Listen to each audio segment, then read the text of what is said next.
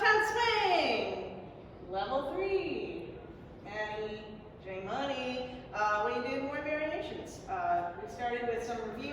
We were doing the kick, ball, change, and then we had a slight tweak to it where we did a hop, ball, change. And we looped those on both sides. So hop, ball, change, hop, ball, change. So then we can put it into our swing out on the 7/8. 5, 6, hop, ball, change. 5, 6, hop, ball, change. After that, we did that, the crossies, TM.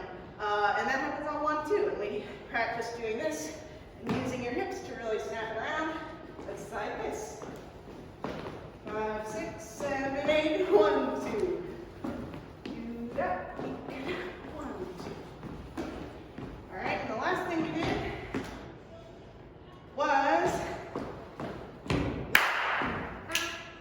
we talked about doing the mini dip and taking that last little bit, that rhythm, to put it in the variation. And we talked about making it cool and doing it in style of Nash, hashtag